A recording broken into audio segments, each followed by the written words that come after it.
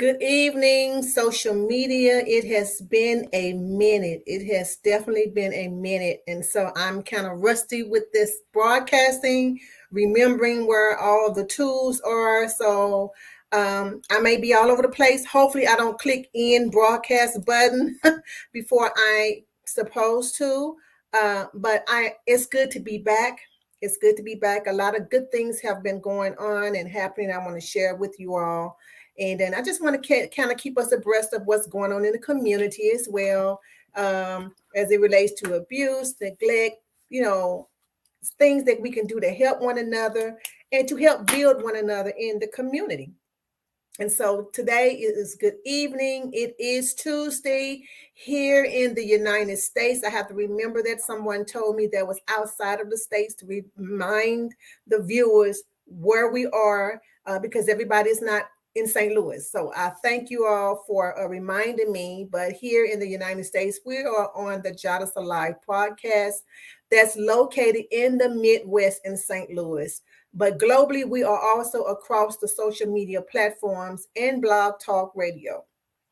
We have moved, if you notice, we are on Tuesdays now. So we have moved our programming to the second Tuesday of the month. We're going to do it monthly now due to the increase in our load, in our work, in advocacy, and working with the women and the children who we so dearly are compassionate about. But we still want to get information to you, our viewers, and the community. So we worked around some things to try to make this work, and we're going to work it the best way we know how. So I am your host, Cynthia R. Bennett.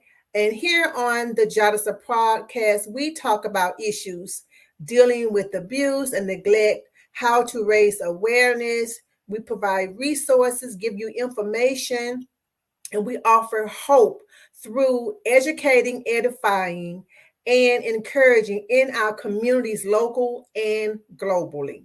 I want to thank you, our viewers and our listeners. And we ask that if this podcast is helping or assisting you and your family and friends and associates any way, we ask that the JADASA organization is asking you to take time to go to our website and our social media pages and see the causes we raise for the women and the children in the community.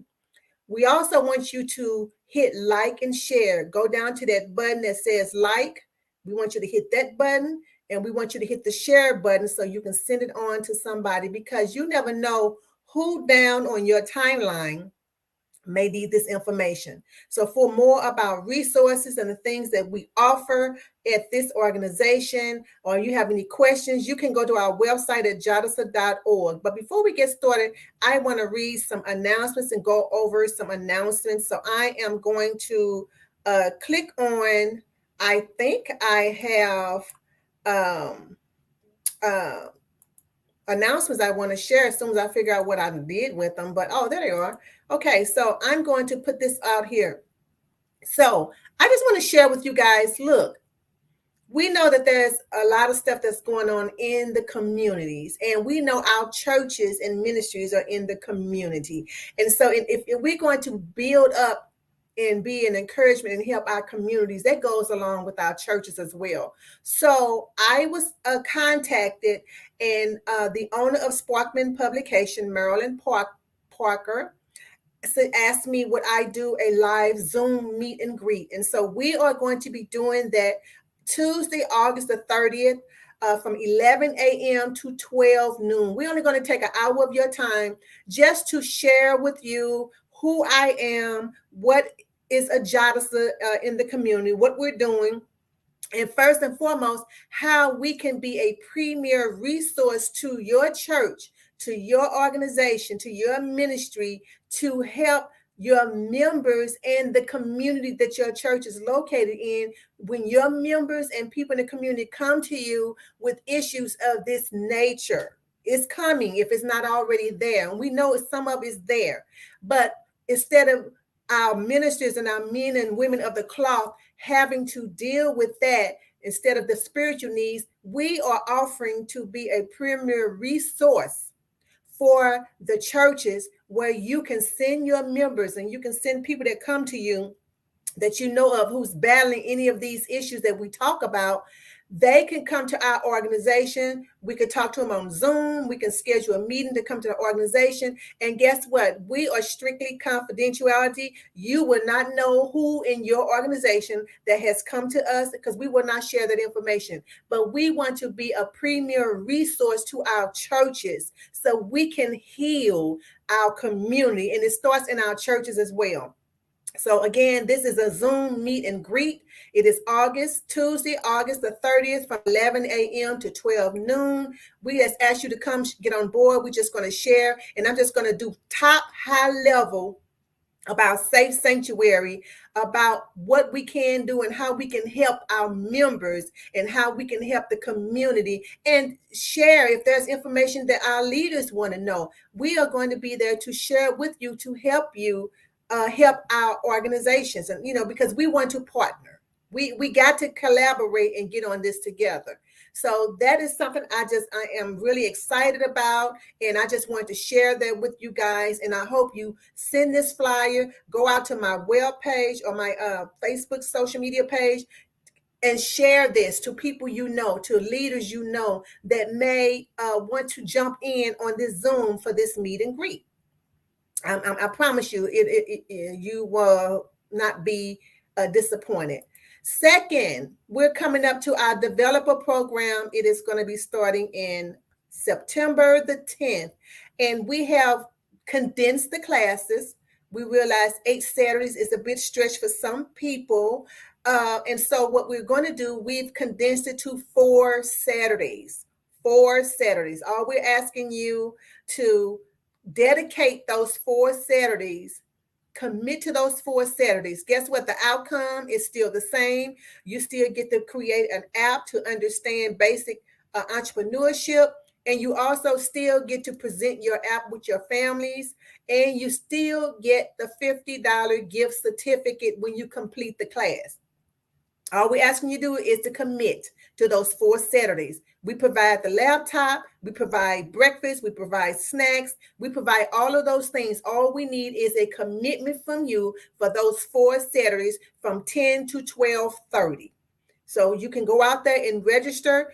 The seating is limited because we are still abiding by the CDC guidelines. We're still going to do that. And so we're asking you, if you have any girls or anybody from the ages of 10 to 19 that want to be a part of this workshop, please go out there and register today. Hey guys, we are up on again with our annual walk, run against abuse. Now, I know some people is like, I'm not run. That's fine. You don't have to run. You can walk. You don't even have to walk. You can be out there and support and encourage other people. But this is a day of event that we are excited about. It's about bringing resources to the community. It's about sharing. It's about encouraging and uplifting. It's about providing resources to the community. Guess what? The registrations, you see them on there. You get a t-shirt. You get the matching mask. And you also get a hand towel for all of the adult registrations, a hand towel with all of the print on there for the hand towel. Now, that's for the registration. But also, you get access to the bounce houses that's going to be there. You get access to the hot chocolate and the coffee and the hot dogs. We're not asking you to pay for anything. You've already paid it with your registration. We're asking you to come out. We have vendors who have provided items for us to give away. The St. Louis, the Power Symphony Hall tickets. We have those things that we're going to be giving away because this is a day for the community to provide resources. We have vendors who's going to be coming out, who's going to share their resources, who's going to give you things to let you know these services, these social services are available to you in the community. We're asking you to send this to everybody at your job. Forward it to the people in your jobs, on your churches, and come out. We have elected officials, and I'm not going to share their names just yet. I will share them in September, who are going to come out, who are going to speak, who is partnering with us in this initiative. And guess what? We can't do it without you. We need you. We need you. We ask you to go out because your dollars, That registration fee can help a woman get in a hotel, can be a meal for an entire family of four, three kids and a mother. It can be diapers. It can be any of those things. So your dollars is going towards helping with what we're doing in the community. And we need you. We need you to be out there to show your support, because that's one thing for a survivor to be out there, to know that these people are out here showing support and for something I'm going through. You don't necessarily know who they have to know who they are. And also, this is also to memorialize the taken, to let those families who are grieving that their loved ones are gone, that we have not forgotten you, we have not forgotten them, and we're still supporting you, we're still advocating. And so this is a community-wide event. We are asking you to come out and be a part of this. And so that is our announcements for this month in August. And we're just looking for you to be a part, and to share. So tonight, I want to talk about, I mentioned elderly abuse in our community. And of course, you know that is still out there, and that is what's going on. And I know the reason why, and I'm going to share quickly, briefly, why I decided to come up with this particular topic. I know on a recent segment that I had a month ago, maybe a month or 6 weeks ago, we talked about family navigators. And we know family navigators, as we talked about and discussed, they are individuals who take on the role of a single point of contact for members who can benefit from integrated care models. We know the social worker and the doctor and the schools and all those people who are integrated to care for a child, to help them support in their strengthening of their children's well-being. And we know that that is something that is very much needed in our communities. But I have to just raise the point about this. Yes, we have navigators, and they are strictly for strengthening the well-being of children. But I have to say, we need to get some navigators. They need to create something for family navigators for our elderly. We have to, our elderly people, it's just sad to see that sometimes in a lot of areas they are forgotten. They're forgotten. They're just cast aside. They're mishandled. They're too slow and they're walking. It's just sad how our elders are being handled. I see it even in churches. I see it in establishments. When they talk and when people want to talk with them, it's almost like you want to hurry up and rush them, and it's just sad that, and they just feel like they've just been cast aside. They live all these years and all these, these long years that they are living in, nowadays they're helping to raise kids and grandkids and great-grandkids and nieces. And, they just have all of this on their shoulders. And it's sad because I think about, I'm gonna share this one. I'm gonna be transparent. I'm gonna share this one story, and it bothered me for a long time. I had a really straight up problem with it. And people don't know that when I was born, my daddy was 50. Okay, so and he was born in 1916. Okay, so he grew up in those eras. Like some of these elderly people, they lived with some of the stuff we read in books. And we were like, you know what? I don't know if I'd be able to deal with that. Well, they dealt with it. And I'll never forget, I was riding with my dad somewhere, and this man, and he wasn't even a man. He was I don't know what he was. He was a young teenager, called him a boy. That bothered me. That bothered me, Jesus. That bothered me, because how dare, this is a grown man and you call him boy. It bothers me, because I'm like, elderly people, they endure a lot. They go through a lot. They take on a lot. They have a lot of stuff on their shoulders. Again, they have lived through stuff that we read in our history books, and we are already talking about cringing. Oh no, I couldn't have handled that. I wouldn't have done that. And they did. They dealt with it. And so, what made me come about this is when I read about this particular woman that was on the news last week, who was beaten to death by her son inside of these apartments called the Phyllis Wheatley's apartment, which is down on Locust somewhere. And they found him, and the her son walked to the police headquarters, and he told them, he said, I killed someone in the apartment complex, just as nonchalant, like, hey, I dropped my bread. I dropped a loaf of bread down the street.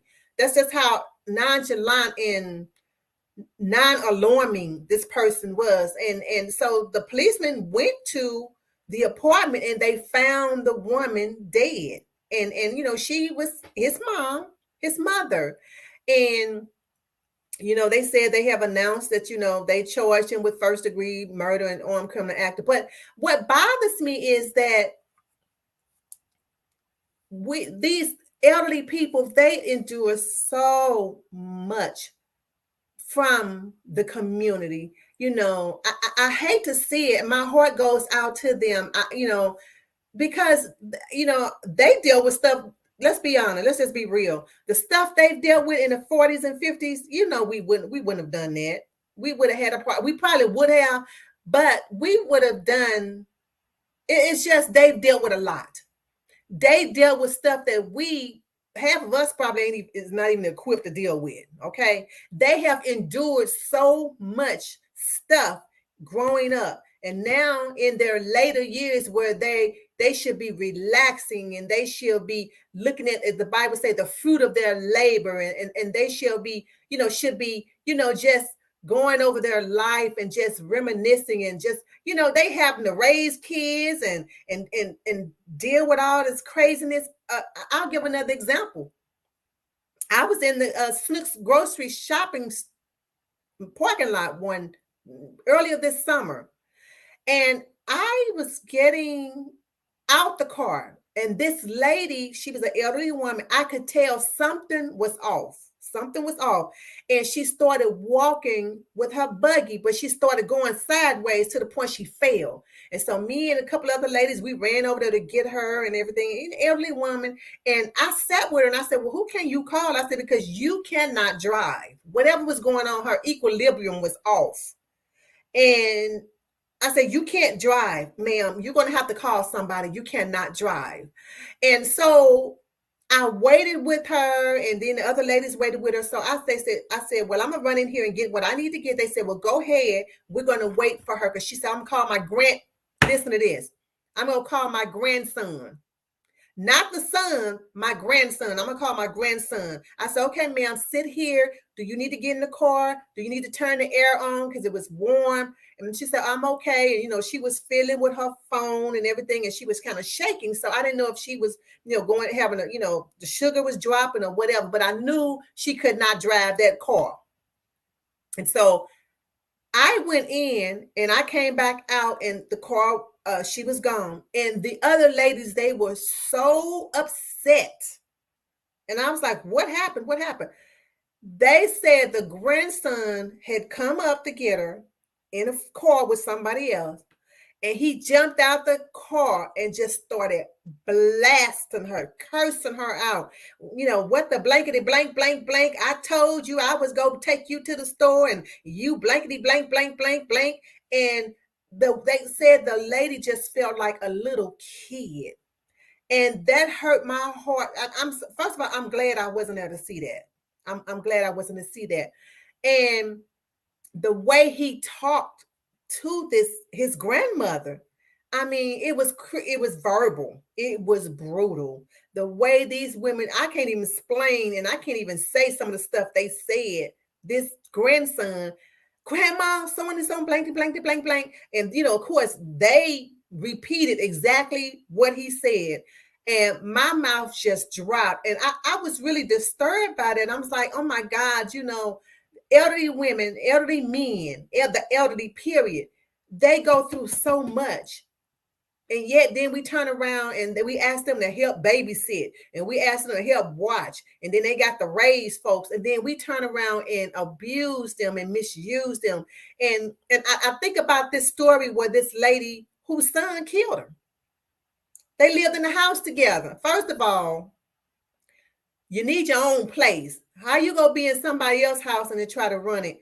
And so, this bothers me because this is something that is in our community. Uh, I've seen it more times than none. I've seen people take their money. I've seen them at the grocery store. They probably trying to count their money, and maybe they taking their times, making sure they, stretching, doing this, make sure they're not having the ones or twos or the $10 bills stuck together. And then I see the person that's with them, who probably is their grandson or granddaughter, snatch the money out their hand. You taking too long. And, it's just horrible what we do with our elderly. They're bullied, they're being neglected, they're exploited. In so many ways. People hold their money from them. They can't. I've known some of them have had to forego food to be able to take their medicine or pay for their medicine. It is just heart-wrenching. And so when I saw this, and when I went through this issue this summer with this particular lady, I was just hurt for her, because this guy really, really reeled into her, and she had to get in the car and go home with him, or wherever he took her, but she had to get in the car with him. She had to get in the car and listen to this person revile her. That's not normal, but it is also not a, out of the ordinary. This happens too often. My heart goes out to the elderly. They have lived long. They have endured stuff. They done help us. If y'all was anybody like me, you had to go home to mom and daddy and ask them, hey, can you help me with this? Can I loan this? Can I borrow this? We all had to do it. And then to turn around and talk to them and treat them like they're being treated, like they're second-class citizens, like they're in the way. It makes me feel like society has pushed them aside, like they're just in the way. We have no use for you. You're just in the way. And I hate that feeling. I hate it. I hate to see it. I've seen it in too many of our churches. I've seen it in too many in our organizations. I've seen it in too many community events. Like I've seen it too much in the grocery stores. They walk too slow. Come on. Prayerfully, we get that age. Prayerfully. And my father used to always say the statement, fools don't live long. And so, I just wanted to bring this out, that it is, in the state of Missouri says that, the adult abuse, they respond to it and they report. And abuse is bullying, it's neglect. Sometimes they are left alone for days. I've known somebody went to go get their medicine. It don't take you 3 days to go get them people's medicine. You done took their money and went and did something else, and now they don't have their medicine. I've seen that. Financial exploitation, try to get their money. I've seen people, can I borrow this, so-and-so, so-and-so, when they get their check, you come around. I've seen it. So it's just horrible. We have got to do better in the community, regardless, locally, nationally, internationally, globally. Our elderly matter. They matter.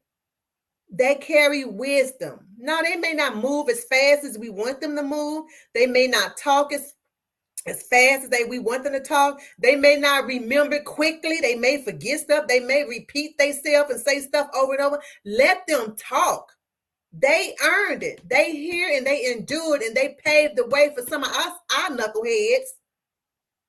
That some of us don't have to even deal with what they've done, what they went through. Some of us can't even deal with it. And so if you suspect an adult abuse, an elderly abuse, Missouri has a hotline, and it's 1-800-392-0210. The National Elder Abuse distinguishes 7 characteristics. Of course, we know the physical abuse. Lord have mercy. Folks, I've seen that too. We know the sexual abuse. I've seen that and heard about that too. We know the emotional abuse. Then we're talking about financial material exploitation, exploiting them, neglecting them, abandoning them, and sometimes self-neglect. Sometimes, they'll put themselves behind. They'll give Pookie the last $400 of their money, and they know they need that money to last them throughout the month. But they trying to not make you mad because they don't have anybody else to help them. They depend on you, and people exploit that. So, this is happening in our community. And in Missouri, it is a crime, people. It is a crime to financially exploit an elderly or a disabled person knowingly through deception, intimidation, undue influence, or getting a person out of their property. All of that. That is a crime. And so we need more resources in our community. We need to help our elderlies. There's a building that's being erected in North County as we speak for elderly. I'm excited about it. On West Florissant, I'm excited because they need a place for safety and security. And I'm excited about that. And I'm going to go to this opportunity place where we can give our information about what's going on. And I want to see if they're going to have a local grocery store, because some of them don't have cars. They need something in the vicinity where they can come downstairs and walk next door to a grocery store. So that's something that we can talk about in the community to help them. They deal with a lot, like I said, and then now they got to deal with another kind of crime, this elderly abuse, mostly from people that are close to them. So we got to do better. We have to do better, you guys. So if you know someone that needs help, you can call the National Domestic Violence Hotline at 1-800-799-7233, the National Sexual Assault Hotline at 1-800-656-4673. And I also gave you the National Elderly Abuse Hotline, the 1-800-392-0210. You can also reach out to us at JADASA website or our social media page, and you can call us at 1-800-292-2145. Now, that is for those that's in St. Louis, the metropolitan area, maybe even in the United States. We can work with you. Now, there's also resources and support services globally, because this is happening everywhere, people. It ain't just in St. Louis. It's happening everywhere. And so the support and the services is in more than 205 countries. You can go to the No More Global Directory at nomoreredirectory.org. nomoreredirectory.org. And there will be someone in a country, in 205 countries, that have services that can help you. Now I'm going to leave you with this. Jeremiah 29:11 says, "For I know the thoughts that I think towards you, saith the Lord, the thoughts of peace and not of evil, to give you an expected end." God wants to give you the end that you expect, and that end is peaceful, that end is loving. Whatever your end is, he has an expected end for you that he wants to give you, and he wants to give you the end that you expect. I want you to remember that JADASA is a community-based organization. You are our global community as well as our local community. Therefore, you're JADASA. JADASA 24/7, 365 days, all day, every day. And with that being said, I want you to be safe, I want you to be well, and I want you to be whole. Good night.